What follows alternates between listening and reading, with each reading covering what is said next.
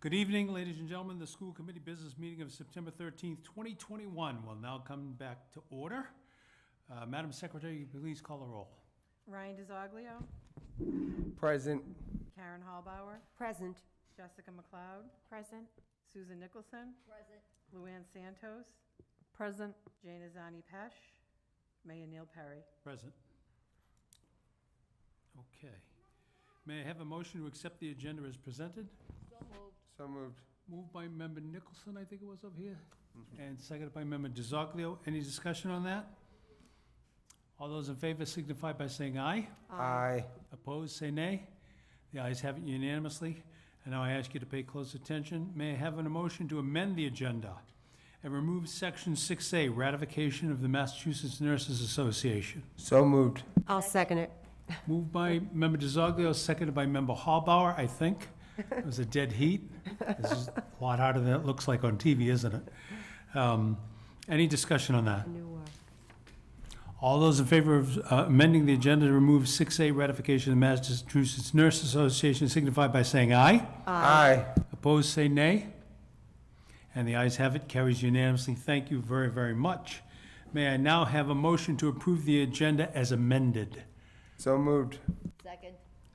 Motion by Member DiZoglio and nicely seconded by Member Nicholson. Thank you both. Any discussion on the amended agenda?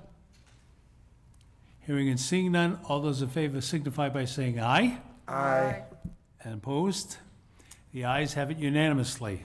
Congrats, we made it through the very difficult first part of the meeting. Okay. Superintendent, I ask you to please introduce our student for tonight's flag salute, if you would? Sure, thank you. I'd like to call Mrs. Goyette and Mrs. Donovan up to the podium. Yeah, sure, Mrs. Donovan, come too. We have tonight fourth grader Amelia Campbell. If you'd like to join Mrs. Goyette, okay, just stand next to her, honey, for our flag salute tonight. I'll let Mrs. Goyette introduce our pledge. Thank you. Yep. Hi, everyone. Good evening. This is Amelia Campbell. She's a fourth grader at the Tenney, and she's the oldest child of Patrick and Caroline Campbell, who are joining us here tonight, with her brother Patrick, who's a second grader at the Tenney, and Elliot, who's a kindergartner, and her sister Fiona, who's 2. Her mother describes Amelia as a very responsible and dependable big sister, and her mother says she can count on Amelia to help out with anything she needs. Amelia says she loves to spend time hiking and camping with her family or just playing outside with her siblings. Her favorite spot to hike is Deer Leap in Windham, New Hampshire. And Amelia also loves to draw and participate in gymnastics at 8-2. Amelia also loves to read. Her second grade teacher, Mrs. Salima, describes Amelia as a compassionate and friendly student who loves to challenge herself, going as far as challenging Mrs. Salima to a reading competition. Mrs. Salima happily reported that Amelia won, reading over 30 books that year. Mrs. Ruskowski, her fourth grade teacher, reports that Amelia just finished the book Sadako and the 1,000 Paper Cranes, and she is now inspired to learn origami. Mrs. Ruskowski has noticed during the first week of school that Amelia is not only an avid reader, but is a kind classmate and a team player. Amelia loves the Tenney. She shared with me when her family was planning to move, her first question to her parents was, "Will I still go to the Tenney?" She loves the Tenney because all of her teachers are super nice and helpful, and the specials are super fun. And in the future, Amelia wants to become a zookeeper. Her favorite animal is the cheetah because it's fascinating how fast they can run. Amelia's mother says she sees Amelia going to college and pursuing whatever interests her because Amelia is determined and can do anything she puts her mind to. The staff is excited and proud to have Amelia here tonight representing the Tenney because Amelia rocks.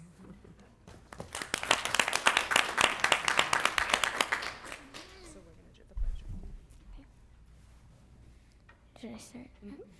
I pledge allegiance to the flag of the United States of America and to the republic for which it stands, one nation, under God, indivisible, with liberty and justice for all. Great job.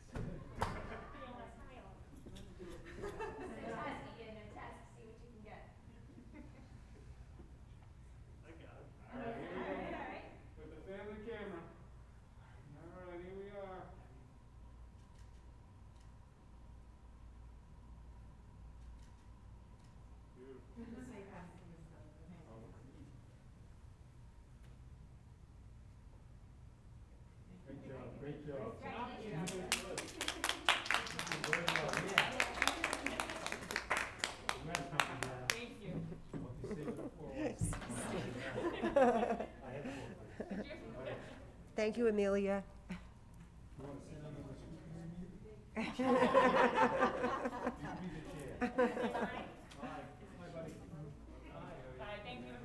Bye.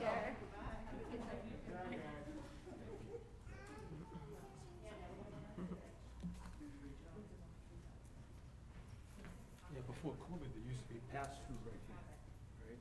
Oh, yeah. Now they put 'em all together. That's true. You're They're gonna make right. me walk the whole way. Sorry.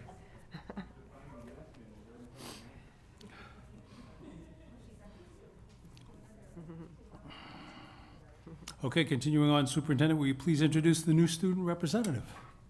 Yes, so we have tonight joining us Lauren Shenna. She's a senior at Methuen High School. Lauren, if you want to just share a little bit about you and your experience at Methuen High School, just to introduce yourself. Your interest, yep, so press the button until the little green ring is on, and then you're on, yep.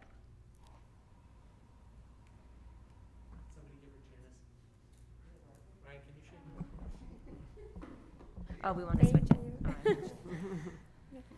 All right. Hello, my name is Lauren Shenna. I'm a senior here at Methuen High School.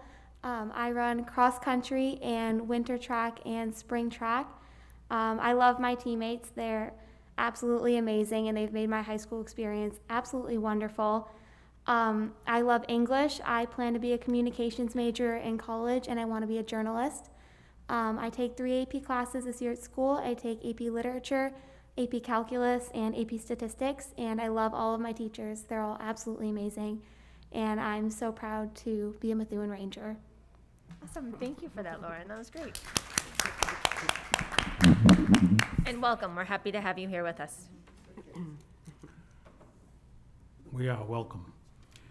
All right, I don't think we have any student council. does she have any update on any school events that you want to provide? I know it's right out of the chute, but you good?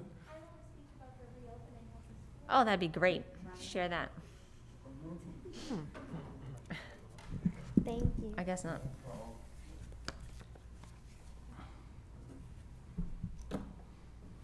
Seeing the school opening up as it would for a typical school year has been amazing. I've been overjoyed to see all of my current and previous teachers in person again over these last few days. Being able to once again experience in-person learning has made my transition into senior year that much smoother and easier to accept. I couldn't be more thankful to study and learn in the familiar classroom setting. Thank you to all of our Methuen High School teachers, staff, and faculty for helping to make school as normal as possible. Being able to experience Methuen High in its entirety for my final year of high school is more than I could ever ask for, and I'm sure the rest of the senior class would say the same. Thank you. Thank you. Okay, and I think you said we have nobody signed up for public participation? So, okay, just a reminder to the audience, they can still email in or attend the meeting, right? If you're gonna send in public participation, it has to be to derunge@methuen.k12.ma.us. That's not even on the paper, I've said it so much, I know it by heart. By 3 p.m., 2 weeks from today, whatever that date is, right? Or you can, if you so choose, you can come before the meeting. If you follow the masking guidelines, you can sit in the audience, follow social distancing protocol, and you can tell us what's on your mind. So our next meeting is 2 weeks from today, and with that, we will close the public participation part of the meeting. Move on to approval of the minutes. I need a motion to approve the minutes of May 24th, 2021. So moved. Moved by Member DeZoglio, seconded by Member Nicholson, I believe? Yes. Any discussion? Hearing or seeing none, all those in favor of approving the minutes of May 24th, 21 signify by saying aye. Aye. Opposed, say nay. The ayes carry unanimously. I need a motion to approve the minutes of June 14th, 2021. So moved. Moved by Member DeZoglio, seconded by Member McLeod. Any discussion? Hearing and seeing none, we're on a roll. All those in favor of approving the minutes of June 14th, 2021 signify by saying aye. Aye. All those opposed say nay. The ayes carry it unanimously. Thank you. Moving on, may I have a motion to approve the minutes of June 28th, 2021 school committee meeting? So moved. Second. Moved by Member Santos, seconded by Member DeZoglio. You keep me on my toes tonight, all of you. Any discussion? Hearing and seeing none. All those in favor signify by saying aye. Aye. All those Present. opposed, say it again. Present. And so, I had to do a quick math here. Five aye, one present, right? Thank you, Member McLeod. And last but not least, may I have a motion to approve the minutes of July 12th, 2021 school committee meeting? So, and I'll second it. Moved by Member Nicholson, seconded by Member Hallbauer, testing the right side of the mayor's hearing. Any discussion on those minutes? Hearing and seeing none. All those in favor signify by saying aye. Aye. Opposed, say nay. Carries unanimously. Thank you all for your attention. All right, Superintendent, now the moment we've all been waiting for. Can you please update the committee on the school's opening? I don't think I could have said it any better than Lauren did. But I do have a few updates for all of you. I think our opening went very smooth as we transitioned back to in-person. So we haven't had a school committee meeting since we did open. One of the things that I think we're even starting to see some changes on now, we have had an overabundance of parents driving and picking up students to and from school, which has caused some traffic issues, which we all know do happen the first couple weeks of school, but we have just that many more cars at this point. Parents are choosing to drive their students to and from school. So the good news is, as of this week, we have about 1,000 more students who will be on buses, who requested buses over the past 2 weeks. And Mr. Goslin has received upwards of another 200 requests for buses. So our buses are not full, but this is, we have one thing creates another issue for us. So we want parents to be comfortable as well putting their kids on the bus. We haven't had any issues at this point with masks. Our kids are wearing the masks. They know they need to wear the masks. I have been incredibly impressed with all the students at all levels just doing it. It's just something that everybody is getting used to or is used to. I think to echo Lauren's sentiment, to just be in school having a regular day is worth wearing the mask, right? And being able to see your friends and being able to have lunch in a normal cafeteria with some guidelines. Of course, we're still maintaining some of those, separating the kids as much as we can. So it has gone very well, and we're working on, so if any of you are getting those phone calls, I'm seeing them on social media as well. We're doing everything we can to get traffic flowing as quickly as possible, but it's a safety issue. Obviously, I know everybody knows that. So even today, I was at the Tenny. I think parent pickup finished around it was 3:22 when parent pickup finished for lower school. So it's starting to flow. People understand the routines. Everybody's getting used to the process. So we're continuing to look at traffic flow and such. So that has all gone very well. I know I've been in buildings. I know the assistant superintendent's been in buildings. It's just very refreshing to see teaching and learning happening and kids moving about the buildings, playing outside at recess. It brings back sort of where we should be. You realize how much we took for granted is just what school is every day. So a couple of other updates for you tonight. I have two. So enrollment, I know that has been a topic of conversation. So I will say that since the last time we met, our enrollment is just under 6,500. We've enrolled probably 400 students in the past 2.5, 3 weeks. So we're still climbing. I think we still have, I didn't get the actual numbers from Mr. Lucier today, but we have quite a few still on deck that have gone through. We have been, our FRC specialist, enrollment specialist, has been staying till 7, 8, 9 o'clock at night, meeting with parents to try to get as many kids in as we can, to try to finish those enrollments. So today, Mr. Lucier, was the last full day of meetings. Now it's starting to slow down a little bit. All 3 were full with appointments for enrollment through today. So we're still enrolling students at this point. So I'll keep you posted. And then the next meeting is going to be very important because that's right before our October 1 submission. So we want to pay attention to what our enrollment numbers are at that point. So I will update you on that. So from the most current report, it looks like we are starting to recoup the grade 1. So I know we talked about this, the kindergarten and the grade 1, we just weren't recouping the numbers from kindergarten to grade 1, but we are starting to recoup those numbers.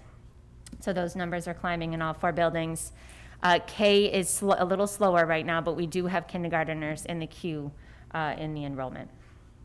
So I don't know if there's any questions about enrollment. Yeah. Can you just remind us when the deadline is regarding funding, when the district reports their enrollment numbers? October 1st. So the next school committee meeting is September 27th. So that will be a pretty accurate read of what our enrollment will be for that department report.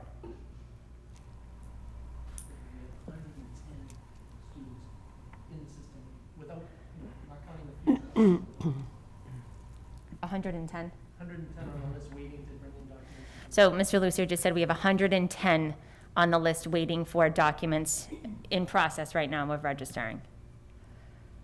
Just to give you an idea of where we are. Member Nicholson. Superintendent, I just want to share with everyone that the numbers in kindergarten may be low, but this is not just exclusive to Methuen. Correct. I've been researching that, and it's all over the country, that there's this lost population of K students. They're not sure why, but it's everywhere. So I don't want anyone to get alarmed about those numbers. Right. And it's encouraging to hear there are 110 out there. But I also had another question, and that would be the number of homeschool students we have, and is it comparable to what we've had in past school years? So, great question. At this point, and I believe I have this answer, and maybe the second part, Mr. Noble and Martha, because they do organize and monitor the homeschool, but we have 130 families, I believe, right now that are homeschooled, which is significantly higher than it is on a typical year. Am I correct? Martha and Mr. Noble? Yeah. Martha just clarified it's 126 Oh. at this moment, and that's students, I not was close. families. So, yeah, okay. so it's, Students, yeah. Yep. Thank you. Member Hallbauer? Thank you.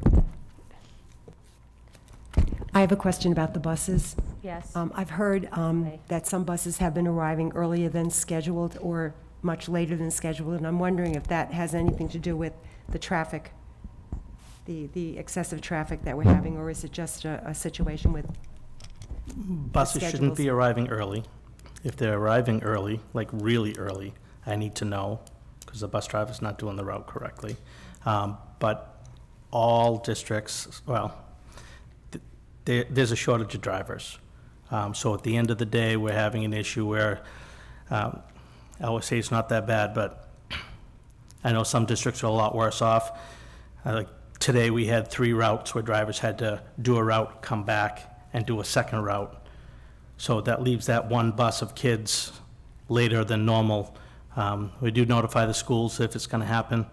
We have one route where they just don't have a staff member for it right now. And we had another one, periodically people call in. So day to day, it could change. So it's a shortage of staff members. Some of you probably saw that the state is sending out National Guard to help in certain communities. I think the hope is that if they go into those communities, they can borrow some of the drivers from there to fill holes in other communities. but there are also a lot of, I talked to the bus company after school today, and there's a lot of restrictions that come with that on what buses they can drive, what other personnel have to be on the bus with them, et cetera. So it's not as great as we would hope, but hopefully there will be a little relief. I do know that the president of NRT, John McCarthy, had shared with us that he does have about 90 drivers who are finishing up their training in the beginning of October. He'll have another 90 drivers for his company, so it won't all come to Methuen, and then another wave of those behind them in late October, early November. So it will get there, but it's a struggle right now. So, did that answer your questions? Yes, it Okay. does. Thank you. You're welcome. Member DiZoglio? Thank you, Mr. Mayor. I was actually going to ask that question about the National Guard because I know Lawrence is one of the cities that is receiving bus drivers.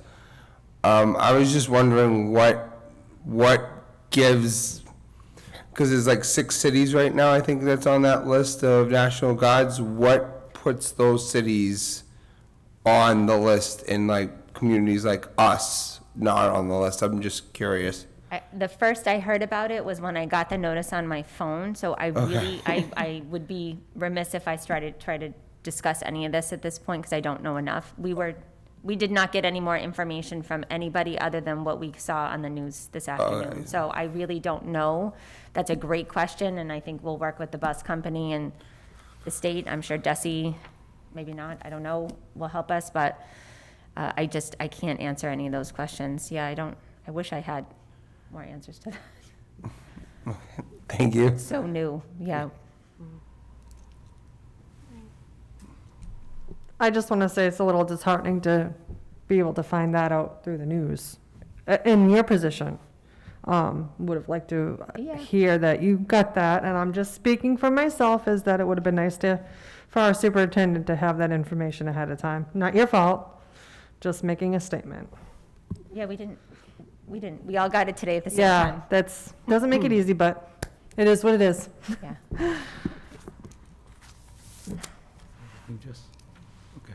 I have just a couple quick, and not to put you on the spot question. You had, it's 126 students on my mind. So, and I guess I'd ask you, Ms. Alous here, are we asking those people why? And I mean, I'm assuming, are they new to the district, or are they returnees to the district? You're asking about the And were they late homeschool? signing up? And, you know, is this a situation where, and I guess I understand the anxiety the parents feel, the frustration, but I get the school side of it too. If you're doing it the night before school starts, there's no way we can equip you with all the tools and everything else the same way we could somebody who was registered in time, right? And I guess I'm just trying to get that out. How many of the 126, you know, was there a hangback factor? I don't know any other way to say it. So the 126, are you referring to the homeschool kid or the new I mean, enrollment? I'm sorry, the 110 is, Oh, the folks waiting, yeah. I used the wrong number. Yeah, Yep, we can for answer the most part, it was just parents, from what I've heard from families, Trying trying to figure things out, see what the Yeah. schools, where the schools would be. You know, not realizing that we can't just, you know, you don't just come in, drop off a paper and start Right. the next day. So that's caused a lot of anxiety for parents. But I would assume they're new, because if they need documents, Correct. if I was a sophomore at Methuen and then I homeschooled myself for junior year and I'm coming back for senior year, I would assume it's a little bit easier process than if I didn't go to Methuen High School. Yes, it's easier, but there's still the process. If somebody, you know, we get a lot of students who say that they're going to go to, Yep. say, the Voc, and then change their mind over the summer, they're not going back through the process. We're Right. trying to get them in. But, yeah, we have 29 appointments tomorrow for more kids, and there's a lot of movement, too. We seem to be getting a lot of Everett, you know, a lot of people from down in that area Yeah. enrolling. So I don't know if there's, you know, housing situations, you know, driving people up here, but, Yeah. yeah, there's, The mayor likes to hear that, so keep talking. they're coming, they're Yeah, coming. Yeah, all right. And then the other thing is, so there's two questions kind of, so when they're new like that, and I apologize, so is there a communication process to make sure that they're aware of everything that we do here? And I'll give you one example, right? I've received a couple of phone calls at my office about the long lines. at pickup. And you, the superintendent and I talked about it, and we've talked about, I think, there's something I've got to talk to PD about how we can, and I know they're trying to work with you, but we might have to do something to try and get out of my office, to be honest with you. Anytime within 40 minutes of closure of the Tenny is next to impossible. All right, they're backed up that far. So I think, I'm just worried that, how do people know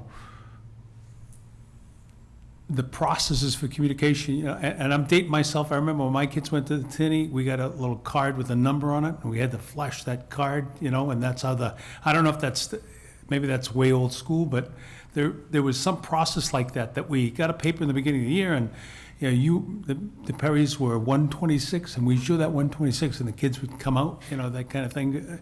You're laughing, but that's what happened, right? Because it's still the same. Yeah, that's why we're laughing. The same way. See, I was a parent, so. And I've been able to steer clear of that, so I'll let the superintendent talk about that process, Okay. if you like. Yeah, I think for each school, so it is that exact same way. So if they're on a bus, they get deferred to Mr. Goslin for address and bus route.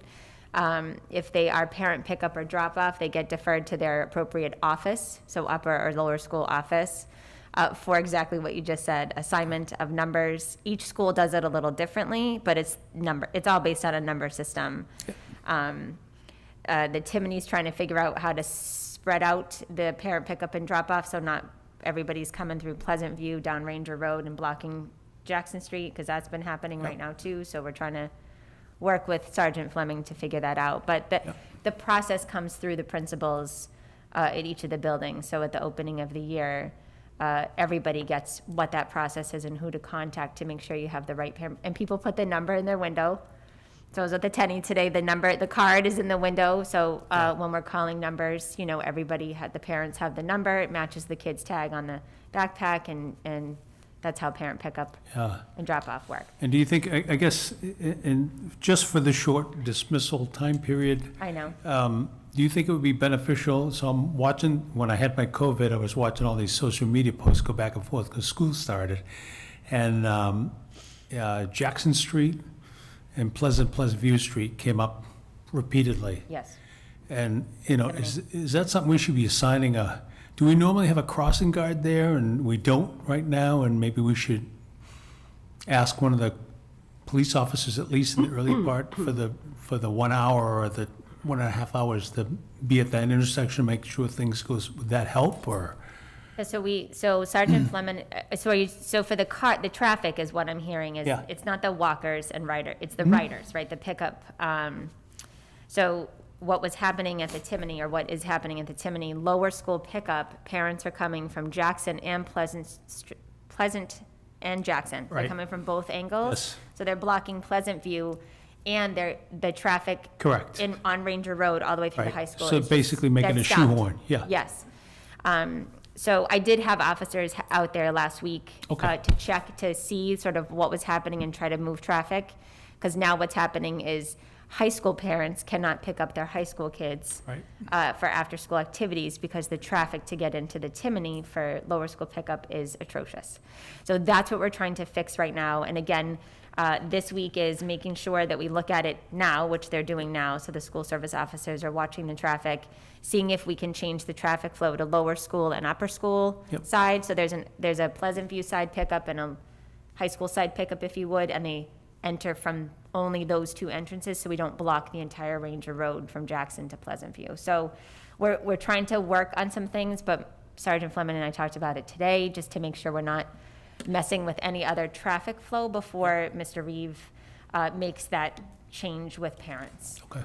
So definitely being looked at, definitely being talked about to see if we can alleviate some of that traffic, primarily at the Timony right now. And the Tenny, we're just trying to put out signs. I know Acting Chief Hager was also trying to help us get some permanent signs out there so people know to just, if you're waiting for the Tenny, as soon as you're down by that hill, don't think that it's not there yet, and just pull over to the right as far as Right. you can so people can get by. Yep, okay. So it's a Now, work let in me- progress. Let me know if I can help in that. And then Thank you. my last question, guys, is, so the other topic that there was a lot of discussion on was when buses are late for school and the attendance policies of the school. And I would assume this isn't an issue, but can you discuss whomever, what we do with this? So if a student is late, and so I fully understand, right? I'm gonna say this publicly, I'm not gonna, I would assume you need to know who's in the building Correct, in case there's an event, correct, a fire, God forbid, anything. You need to know how many people are physically in the building. right. So that's one of the primary purposes for attendance, right, is, so a student is late because the bus is late. What happens? It's an excused tardy. So they are marked at the time that they enter the building, so again, we know what time they entered the building, but it's an excused tardy.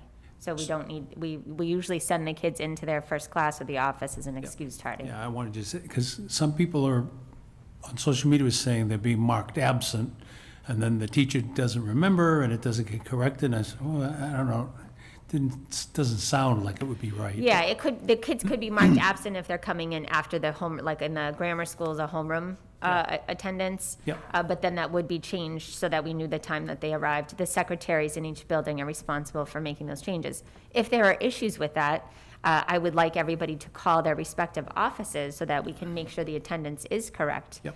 If something is missed, or maybe that student just didn't check in the office Right. where they were supposed to and just went right to class. So, more often than not, that gets caught by the teacher because we see the attendance every day. But, I would just implore all the parents out there listening to just contact the offices. These are things that we can easily rectify, and we want to get it right for all of those reasons, so. If I could just add to that, so we have notifications set up as well, so it's important for parents to understand. So if a teacher's not informed that the bus is late, as soon as she marks a student absent, a parent could get a notification. So we don't really lock in attendance until the end of the period, until the end of homeroom. So that could be what's happening as well. So that, the secretaries in the office are going to correct that, but they haven't had a chance because the parents get the notification instantly. Yeah, I think the superintendent went where I wanted to go, though. So even in the perfect world, Ed, Yep. people are going to make mistakes, right? And so if a parent sees something and there's a question, call the office. Correct. Perfect, yep. So, Please, because we want to get those right. right. Don't go to social media, call the office. Right. Okay. Any other questions? I actually have, a request for the CGS, because I have my 3 that I pick up at the 2 different pickup times, and twice I got stuck in that intersection, making the left into the parking lot. The light is about to change, and I was stuck in between 3 vehicles in front of me that were trying to merge in with the traffic that was coming in, taking a right into the CGS.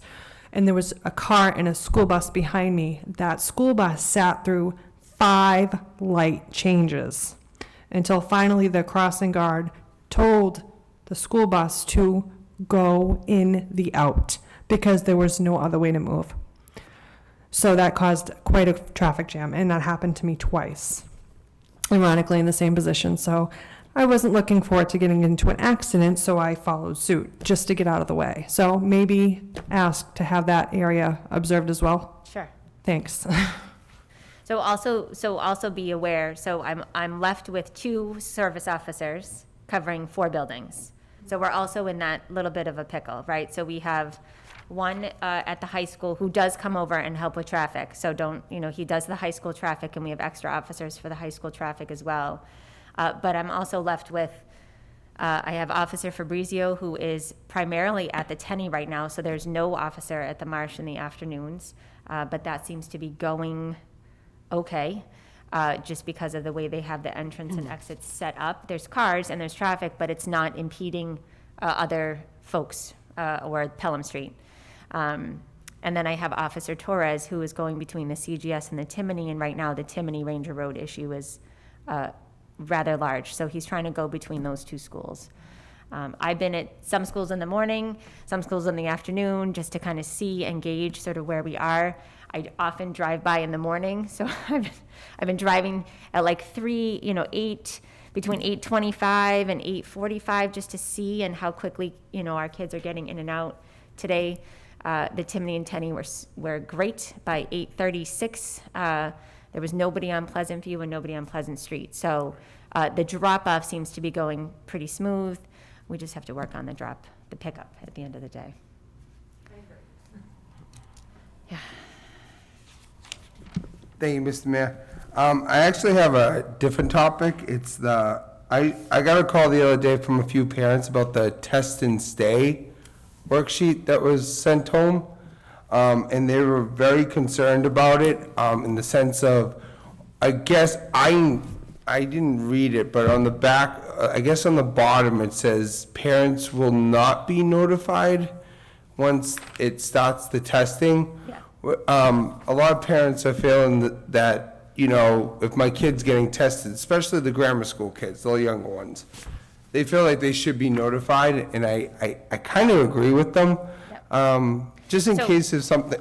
Oh. Yep, so I had that was my next update was the test and stay, and I will be more than happy to address that. Okay. So the first thing I will say, and I said it in my, I want to also please everybody watching and school committee, please, you know, anybody you speak to, just make sure they read the stuff that I write or that Mary Gallant writes as well, because we're writing a note typically when we attach something. So I do want to make some things really clear, because I received some emails over the weekend about a different point. But that consent form is not mine.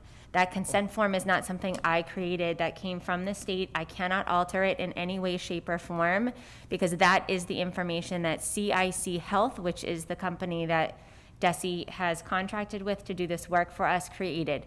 So there's nothing about that form I can alter. The only thing I was allowed to change was to put in Methuen Public Schools, and I think I was allowed to put in Mary's name as a contact. So there were only 2 areas that were actually allowable for me to add anything. So with that said, our policy and our protocols are very clear. Close contacts will be notified by the nurse to tell them they're close contacts. At that moment, the nurses will ask if there is a consent form for test and stay. If there is, the child will begin the programming for test and stay. So no parent no child's going to get tested without parents knowing that they're a close contact and confirming that we have the consent. That's just not going to happen.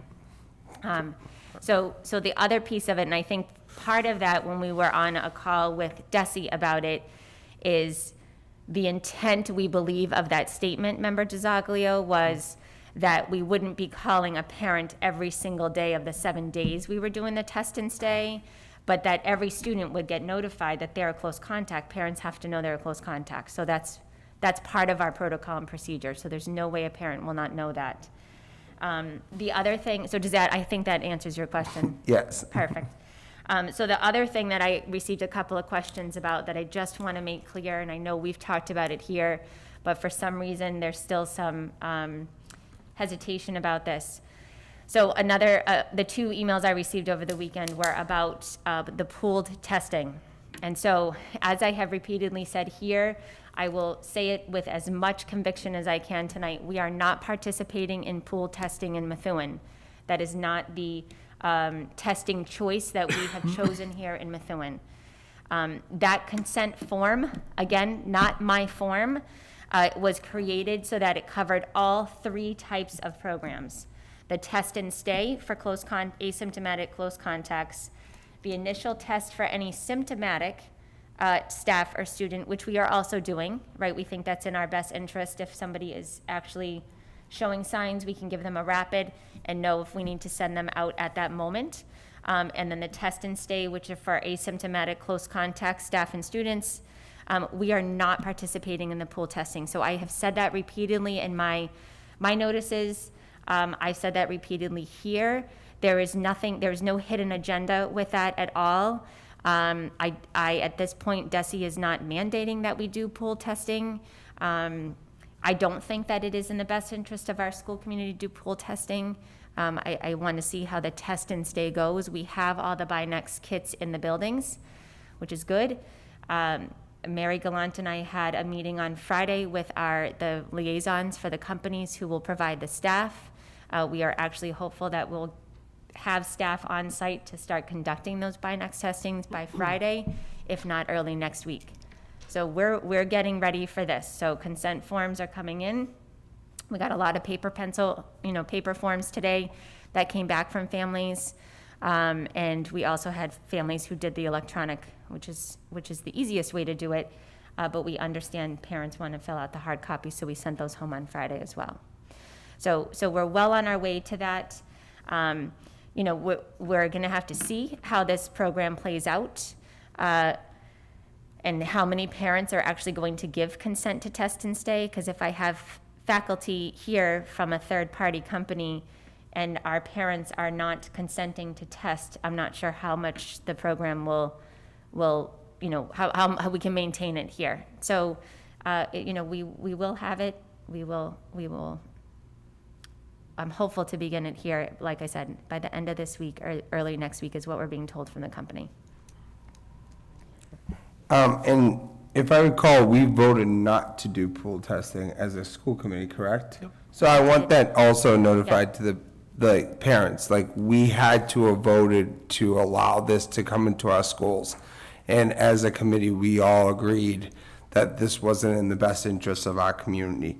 So that's what I said to parents too. I said, we're not participating in the pool testing due to the fact that we actually voted for it not to be allowed in the school. So trust me, I've been talking to parents as well about it. So thank you, Madam Superintendent. Yeah, and I welcome, I mean, I've talked to some parents too. If these are important topics, if people want to call me directly, because it's a lot to read and understand too. That consent form is not easy. But to just understand how the process will go for your own child, I have no problem, as always, talking to any parent a little further if they're hesitant or not quite sure what it's going to look like. I did talk to a couple parents last week and just said, this is what it would look like. If you got the phone call, you know, that your daughter was a close contact, this is what would happen next. You know, if they're unvaccinated and you do not consent to test, they will be sent home for 10 days quarantine and not be able to come to school, right? If they are vaccinated, then they do not participate in the test and stay. They monitor their symptoms and continue to wear their mask, right? If they're little, the youngins, right, not vaccinated, and they are participating in test and stay, or the old, I shouldn't say the youngins, but any student who is not vaccinated and they consent to participate in test and stay, then they will, as long as they're asymptomatic, they will have 7 days that they will do a rapid test, the Binax now, in school for 7 days in a row, and then they'll monitor symptoms thereafter. And as long as they're negative, they just go back to class. That's the whole point. So we have a schedule of teams. This company is planning on giving us 2 teams. One team will cover the high school, Tenney and Timony, and the other team will cover the CGS and the Marsh each day. So they'll be at each school for a 2-hour time period where they will actually do this testing for this program. Sorry, Mr. Mayor. That's the same thing that the chart that we were given, like, I think it was last meeting, we had the chart with the vaccinated, unvaccinated. Yes, the flow chart. Yeah, and we were all going through this for like 20 minutes about how this works? Yes. Okay, so they could actually find that on the website in our packets, correct? Yep. Okay. So on the website, I still have on the top right-hand bar, it still says COVID updates, I think it says COVID updates. So we have updated that webpage to include, this flow chart is actually right on there as an image in English and Spanish, so hopefully everybody can see that. And then anything that we've talked about since August 31st on, so any of our protocols, any of my communications is on there. I am working out, I'm just gonna keep going if that's okay. So I am working out, DESE is requiring us to notify them on a daily basis of our case counts. Starting today. So I will be doing that through the secure portal. Mary Gallant is collecting all the school district information. And of course, what they want is a little different than what we're collecting. But I do intend to open up the dashboard again. I think people are just interested in seeing sort of by school. It's not going to be as detailed as last year's because we're not doing quarantining classrooms, or quarantine's going to look different for close contacts. So it's just a different set of data. So it'll basically just be one number, total cases at this time at the CGS, right? And we'll do it by the 7-day count, so just people can see the trends. I'm sensing, and I've gotten some some feedback that people are just interested to see sort of how many cases do we have out there at this time. So I will be doing that probably this week because we are submitting data to the state starting today. So you guys are aware of that as well. Member Nicholson? Excuse me. Thank you, Mayor. That total count at each school, will that include students and And staff? staff. And all employees, not just the staff? Yep, it's by, Teachers? yep. So they have us in the system by school and then other.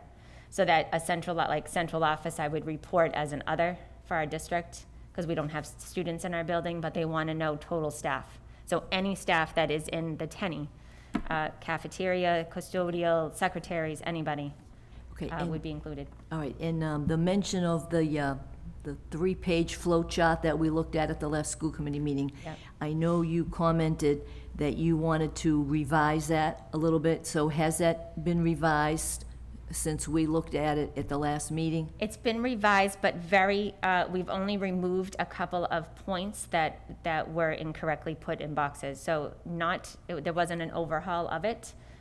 Mary and I went through it, and the nurses also went through it to give us some feedback. There were a couple places where we had one piece of wrong information in a box that we had to remove. So it wasn't, there weren't a ton of edits to it. Okay, thank you. You're welcome. I think, Yep.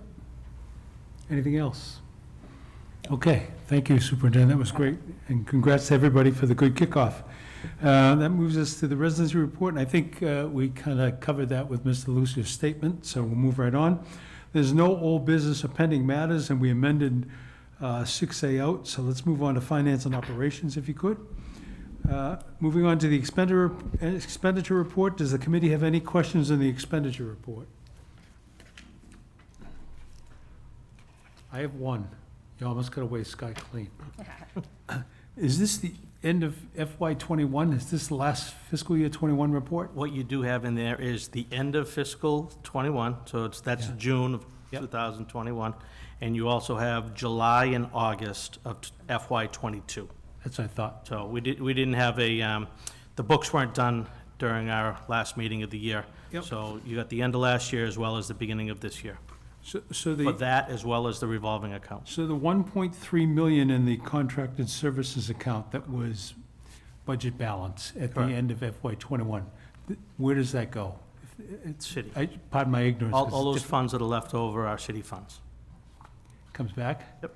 Wow. just under 1.4, just 1.358, whatever it is, yep. Did better than I thought then. Okay, good. Good to know. Glad I asked. Any other questions on expenditures? Moving on to revolving funds report. Does the committee have any questions on the revolving funds report?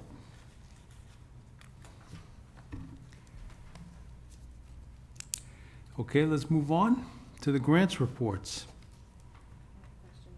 Yes, Member McLeod. Thank you. So on page 74 of the packet, it goes through the approved amount, revenue, expenditures, and unexpected balance. It looks like there's quite a bit left over in Title I and ESSER's funds. Correct. At the end of the year, we made an effort to leave funds where we could carry them over and use them in FY '22. So we did leave a lot of funds in ESSER as well as Title I. And that was also part of the budget discussions where some of our positions would be paid out of there. So that was intentional. Otherwise, those funds, we would have lost. And CF means carry forward. Yes. Thank you. You're welcome. Member DiZoglio? Thank you, Mr. Mayor. I have one question. Are we planning on charging students again for parking passes? That has already started. Okay. Correct. The question I have for that is because we voted to suspend that, wouldn't we have to vote again to I believe we've voted to suspend it for that year. Okay. Yeah. We had like an expiration date on Yeah. that suspension? last year. Okay, and what's the price for it again? It's $100 for the year. And Okay. then if students are not licensed, so for most of the juniors who might get their license at some point in the year, Mm-hmm. they pay at the beginning of the month for the rest of the school year for the for monthly, I guess is. So the question I have is, and I don't know how the committee feels about this, but because still people are still getting back to normalcy, can we think about reducing the price down to the parking pass? Like, I'm just curious if we can do that without hurting the fund? The cost is essentially $10 a month. Okay, I'm just, So if they use it for 10 months, it would be a total of $100. okay, If they get their license in May, it costs them $20. okay, I was just It's wondering. $10 a month. I don't, Could they do $10 a month, or do they have to pay it up in full? It's not a monthly, so Right. we just want to be careful. It's not a Prorated, monthly, yeah. it's prorated. So it's Okay. $100 for the school year Okay, pass, but we are able to prorate it because we think that is the right thing to do yeah, for students who are not using it for the whole school year. But it's Okay. not a month-to-month payment, no. okay, And Mr. Barden has put it out already. I know most of the kids are paying their parking passes and Okay. doing all of that at this point. I can ask them if he's seeing any issues and Yeah. bring us back. Yeah, sure. I'm just saying, if there is difficulties, maybe we can help those families as well. Thank you. You're welcome.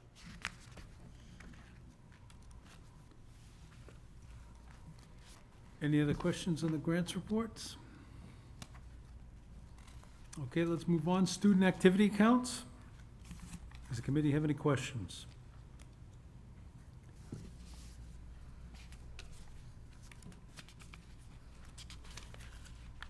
Seeing and hearing none, okay, let's move on.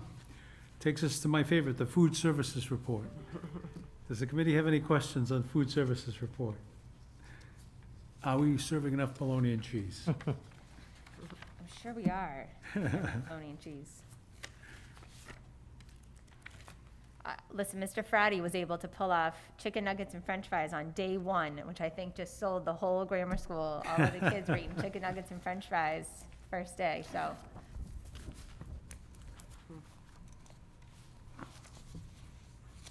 Okay, let's move on. All right, we have one bid award. I need a motion to approve the FY '22 grocery bid to Thurston Foods Incorporated for the remaining 67% of the year for an estimated total of $440,000.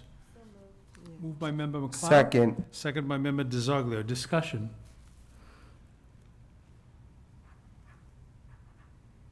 Seeing and hearing none. All those in favor signify by saying aye. aye. All those opposed say nay. The ayes carry it unanimously. Thank you. Check off when I'm done. Okay, we have no appointments and other personnel matters. Business from the committee. Do I have volunteers that would like to be on the superintendent's contract negotiations subcommittee? I would, Who said that? I did. Member Hallbauer? Member Nicholson? Typically, how many, let me ask, how many people typically? So I believe Member Nicholson was on it upon my first contract negotiation, and there were three folks from the, 2 to 3. I think Member Di Natale was too. I think I had 3. Yeah, I think I had 3. Yes, there were 3. So we had 3. Okay. I'll join. 3, is that what you said? Yeah. Okay. All right, so we have member Nicholson, member Hallbauer, and member McLeod. I was interested in doing it, but I would just ask, let's work together here, right? I know it will come back to full committee. I trust you all. So we have 3 members on the committee. Is there anyone interested in being the chair? I know I'm supposed to appoint the chair. Thoughts? Thoughts? No. Member Nicholson? Yes. I hereby appoint you as the chair of the superintendent's contract negotiation subcommittee. Congratulations. All right. Mr. Mayor, don't we have to vote for all 3 of them? No, on the subcommittee, you will vote for the members of the committee, but Yeah. for the chair, I appoint. Yeah, but we have to vote for them in, right, as a committee as a whole, Yep, before we can nominate the chair? yep. Okay. Good point. So all those in favor of selecting members Nicholson, member Hallbauer, and member McLeod, I would assume they won't vote against it. As members of the superintendent's contract negotiation subcommittee, signify by saying aye. Aye. That was a shocker. Passes unanimously. Mayor, I think we need a motion to do that. Oh, We? yeah. Okay. Yes. I motion to approve the Second. committee members. Yep. I thought we had the motion on the floor. My Yeah, I thought we apologies. did, yeah. Motion by member DeZoglio, I need a second. Seconded by member Santos. All those in favor again signify by saying aye. Aye. Opposed, say nay. Carries unanimously. So members Nicholson, Hallbauer, and McLeod are appointed to the Superintendent's Contract Negotiations Subcommittee, and member Nicholson is appointed the chair. Is there any residency subcommittee update? We already talked about that. There's not for this one. Any other business from the committee? Oh, I have one, but you go. For residency subcommittee. You guys gonna have a Just little that we co- will be meeting, again, before the next school committee meeting, For the residency? for residency, yeah. And then, for me, for the, dress code, I know Madam, Committee Member, Nicholson asked me to reach out to PTOs and stuff like that. I've been trying to, and so I want to make sure I can get it out in public right now. If I have to, I will go to PTO meetings to meet with parents to see if they want to join, the dress code committee, so we could get that going in the fall. Now that we have a representation for the students, I'll reach out to you as well to see what your input is with the student council and everything. I would love to have you guys come and meet with us as well, so we can get that going in the fall. Okay? I just make one, on the residency subcommittee, I think we've been at it for a while now. We, one of the things that I find myself guilty of doing, even on the city side, is when you're working on something so much, it gets ingrained, so we fail to recognize that new people come into our midst. So it might be good for next meeting to have kind of a refresher saying, hey, here's what we're doing, here's why we're doing it. We're not singling any one individual out. We're, this is an overall effort to make sure that the students in our schools are Methuen students, right? So Agreed. just a general summary so that we don't lose track of, and I'm not talking about the numbers, I'm talking why are we doing this, right? So, anything else, ladies? If I may. Member McLeod, sorry. No, that's fine, thank you. So I'm going back to your point, or regarding the dress code. My recollection was that the principals were going to work with PTOs and school site councils in order to determine first what level of concern there is at the school level related to any language in the school dress code. And then at that point, it would be elevated or brought to our attention. Am I remembering I think there was different, because Madam Member Santos is on the committee with me, so I thought it was kind of like both, that if the principals, because they're so busy, if we could meet with them, we could, but we would be reaching out to principals as well. But the principals already have this space for family engagement and partnership and student engagement and partnership.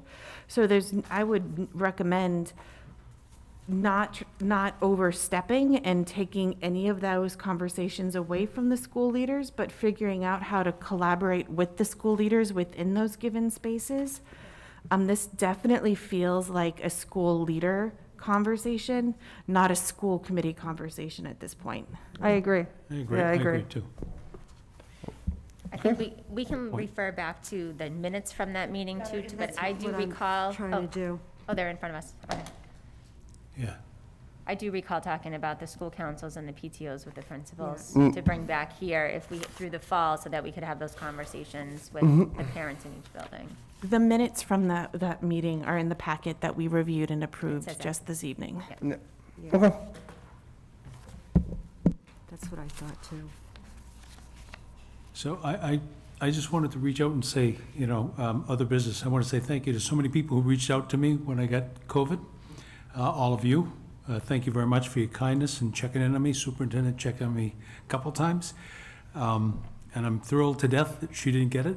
She was not within 6 feet of me, but it I just was shows not a you. close contact, that's why. Yeah, you weren't, much to everybody. But I say this publicly, and So I'm walking, talking proof as a person who washes his hands 50,000 times a day.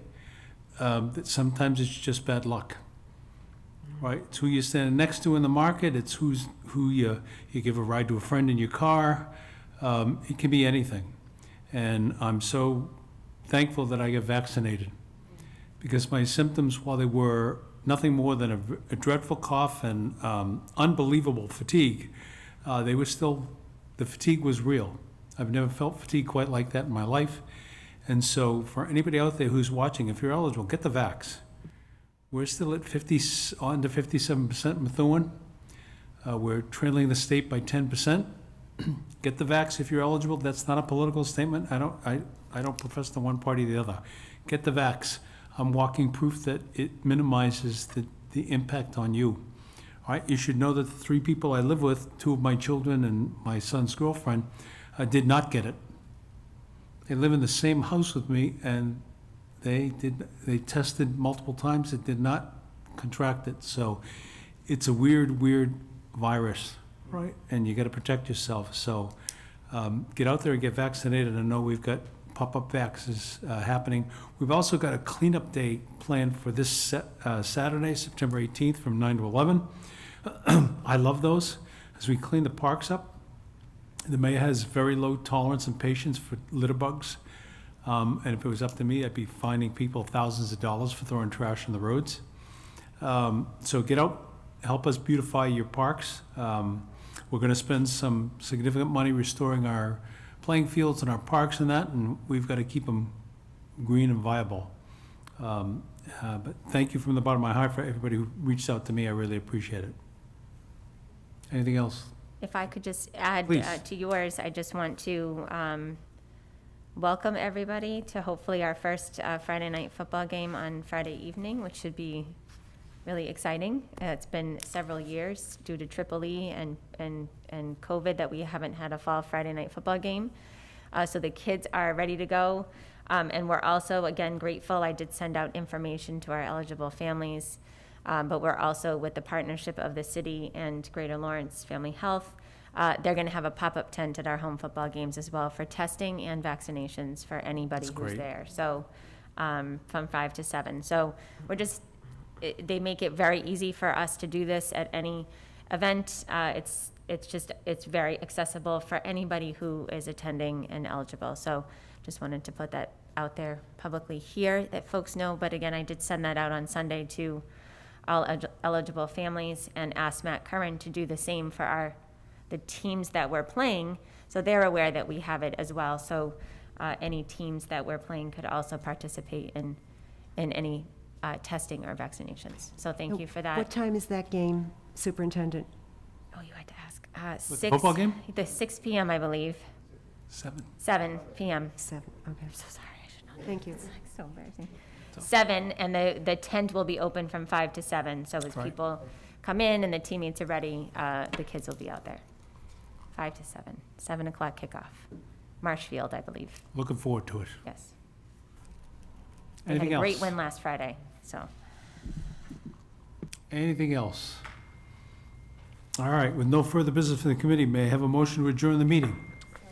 Second. Moved by Member McLeod, seconded by Member DeZoglio. I think we have to go to roll call on this, please. Ryan DeZoglio? Yes. Karen Hallbauer? Yes. Jessica McLeod? Yes. Susan Nicholson? Yes.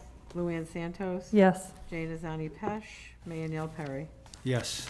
The meeting is adjourned at 7:38. Thank you all. Good night, Methuen.